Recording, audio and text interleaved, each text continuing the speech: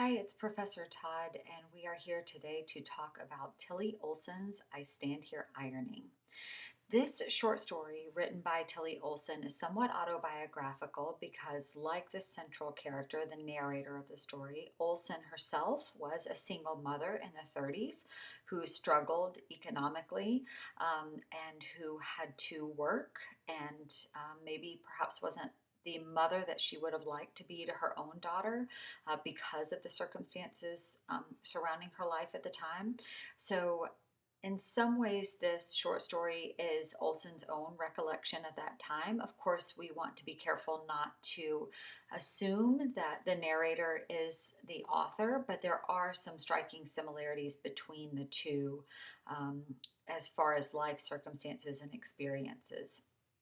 In this short story, one of the primary aspects that I would like you to think about as you're reading ties back into our earlier discussions in Unit 1 about the American Dream. And if you think back to Dexter in Winter Dreams, for instance, and the ways in which through hard work and the pull yourself up by your bootstraps mentality, Dexter was able to achieve great success and find great wealth. And then if you look at the character in I Stand Here Ironing, our narrator, she, much like Dexter, works very, very hard and has a pull herself up by her bootstraps mentality, not necessarily because she wants to, but because she has no other choice, right? And yet she doesn't have the same sort of success or economic freedom and wealth that we see Dexter accomplish. And so it's important to consider why that might be. One certainly is the time period, right? I mean, this is during the Depression, so the economy is suffering. There isn't really any sort of public services or help really available to women at this time or to anyone at this time. And of course, our narrator doesn't come from the same sort of middle upper class, maybe background that Dexter does. So there are some circumstances that I think give Dexter as a character a leg up that this narrator is missing. But importantly, this short story was written in the early 1960s, which is the emergence of the feminist movement, right? And so I think to some extent, we look at the ways in which Olsen is commenting on the limitations that are placed on women, right? So the narrator is a single mother. And over and over again, the men in her life sort of leave her and abandon her with these children, and she has no recourse, right? There's nothing that she can do about that, so she's left caring for the children and supporting the children on her own with whatever means she has.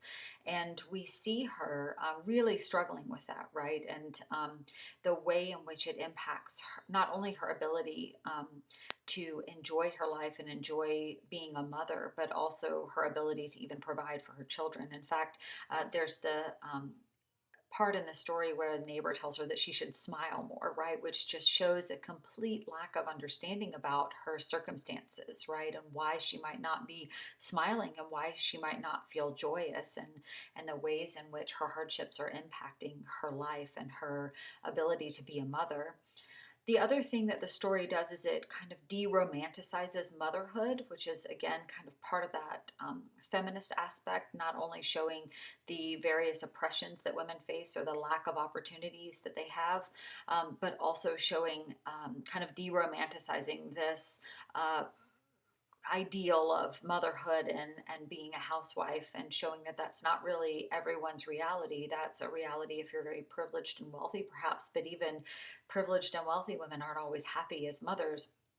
But certainly the ways in which our narrator is unable to enjoy motherhood because of the hardships that she's enduring, and showing sort of a very real and raw um, overview of what it means to be a mother, that it's not always happy, that there are struggles involved, that you don't always enjoy it. And that's a very different view of motherhood than had historically been presented, right, in text. Certainly for white women, privileged white women throughout American history. So then we see this kind of way in which the adversity and the oppression that she faces and the circumstances of the time period really kind of destroy her relationship with her daughter or her ability to be a good mother. She has to repeatedly send Emily away, right, to stay with others because she's unable to care for her. And then, even when Emily returns to her, Emily herself gets placed in the role of mother very early, having to care for the younger children, right? And so, the story not only looks at the way that this impacts the narrator, but also the way it impacts Emily, right? Because Emily, too, sort of her life is full of adversity and setbacks because of her circumstances and her mother's circumstances, the way in which that becomes cyclical. And even at the end, we see, although Emily has all of this talent, she doesn't have the same opportunity to explore that talent and capitalize on that talent as perhaps someone else who was born into better life circumstances would. So there's really a lot of complexity to this story, exploring both, like I said, those aspects of economic success and capitalism and the American dream and what's happening in the country at the time with the Depression, and also the way in which that's not as readily available to women, perhaps, as it was to men at the time. And then building on that theme of feminism, looking at the ways in which sort of systemic oppression and obstacles prevent women from succeeding in the same ways that men did at the time, and also looking at motherhood from a different perspective and offering some of the, I guess, more difficult aspects of motherhood that Olsen herself experienced in her own life. So, sort of keep those aspects in mind as you are reading the story and writing about it in your discussion boards this week. Okay? Take care.